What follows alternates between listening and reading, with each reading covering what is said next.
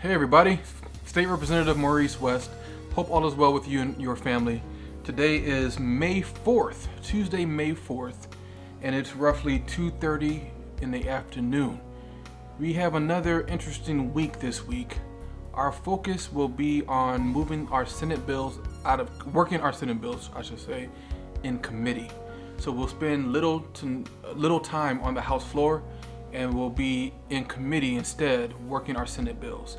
So what I plan to do this week is just give you 2 Senate bills a day. I'll be here till Friday, just explaining the Senate bills that I have, and then we'll go from there for this week. Today I'll talk to you about Senate Bill 60 and Senate Bill 190, which I mentioned briefly last week.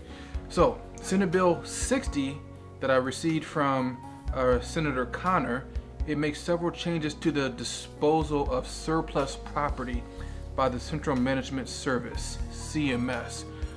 A quick shout out to one of our own, Rockford's own Steve Booth, who is a legislative liaison for CMS. So he's making us 815 proud. So a couple things about this bill. It reduces the number of appraisals required for the sale of surplus property from 3 to 2, permits the sale of surplus property for below fair market value with the approval of the Executive Ethics Commission, makes changes to the definition of surplus property, allows the notice period for state agencies and local governments to request surplus property before offering to the public to run concurrently, and lowers the threshold for a school district to receive a tax equivalency grant from 45% to 40%. One reason why I was pegged to carry this bill is that this has a direct correlation with the Singer mental health building that's over there next to Boylan High School, that's been vacant for almost 10 years. It's vacant and there's no plans to fill it with any other agency, so this helps us with the process of taking it off the state's hands. So that's Senate Bill 60. Senate Bill 190 I talked to you about last week. It's an initiative of the Chicago Coalition for the Homeless, and it will create the Higher Education Housing and Opportunities Act, requiring an institution of higher education to designate at least one employee who works within the financial aid department, campus housing services, or any other appropriate office or department to serve as a liaison between the institution and homeless students or student in care who's enrolled at the institution. We have that kind of resource for our students from K to 12, but then it stops after they leave high school. We're just making sure that they have the same level of resources when they go to college as well. This is a way to support our students. If an institution finds, after doing data collecting after this bill passes, they find that 2% of their student population happens to be homeless, then they're required to have a standalone position that's focused on homelessness. So those are 2 bills for today, Tuesday, May 4th.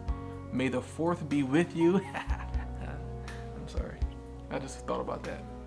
I'll see you tomorrow. Hey everybody, today is Wednesday, May 5th. Happy Cinco de Mayo Day. Wanted to give you another update on the Senate bills that I have. This is another day that we went through committee. We're doing a lot of committee work. This is an FYI. Senate Bill 190 that I shared with you on yesterday, I just got it out of Higher Education Committee unanimously, and my witnesses did a phenomenal job. I'm really confident that this one's going to get to the finish line. So 2 other bills that I want to share with you. One I'm not going to even spend time on. SB 685 is that Domestic Violence Fatality Review Team.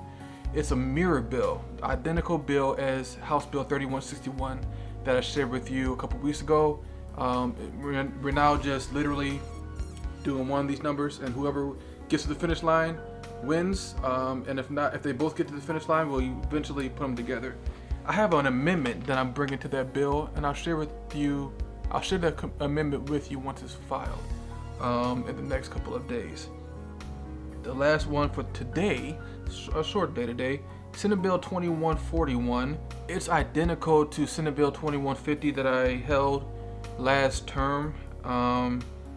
it passes with ease in the Senate, but I find issues with it in the House.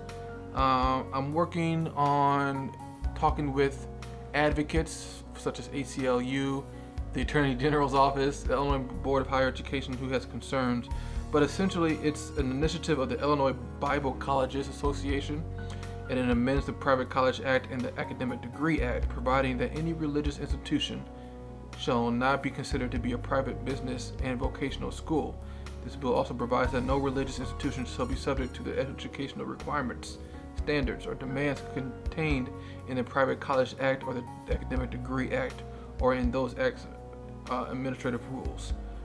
It was ran by Senator Dan McConkey, who is the minority leader in the Senate. But this is another, like I said, I'm having hurdles on my end, and so I'm working with advocates to see if I can get it to the finish line as well. So I'm looking at the moment at a subject matter hearing to educate. The reason why I picked it is I'm a sole believer.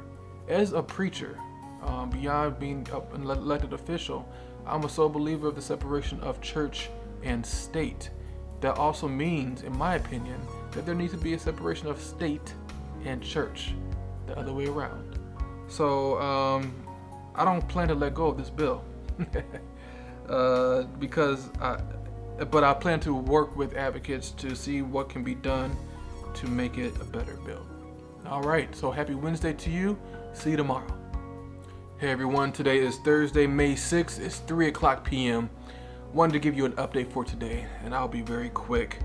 Let me start with the House resolution. I was able to adopt on the House floor House Resolution 167, the Montford Port Marines Day.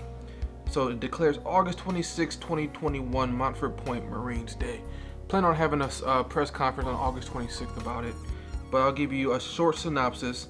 Over 20,000 Black Americans trained at Montford Point fought honorably and with distinction and broke down barriers of discrimination to become the first Black Americans to serve in the Marine Corps.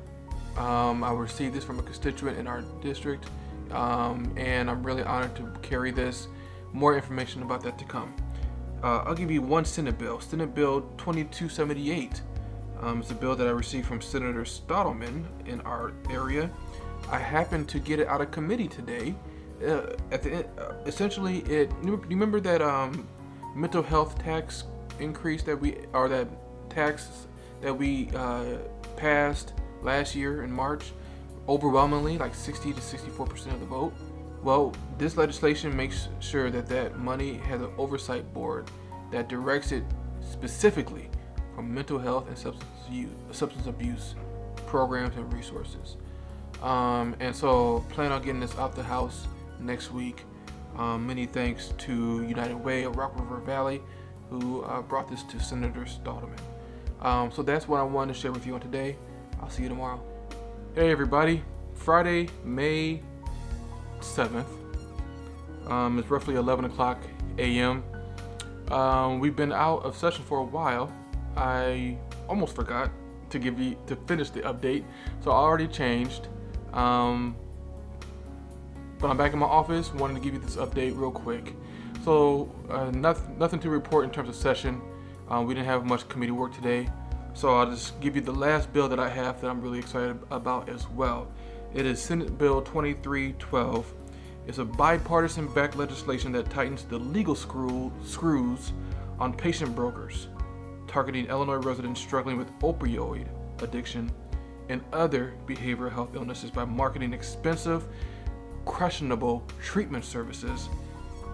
And it's a measure that is newly dubbed the Protect Against Lindsay Lohan's Dad Act by the proponents of this bill. Among other things, it bans treatment provider, employee, or independent consultant compensation based on volume or value of patient referrals. And so I'm really excited about this bill. I think it's going to go into the committee next week. I'm going to study up on it even more over the weekend. Wanted to give you that update. About to go get on the road to get back to Ralford. By the time you see this video, I'm already on the road. So if you have any questions or anything you want to talk about, you can either call my office, 815-987-7433, or shoot me an email at assistance@staterepwest.com.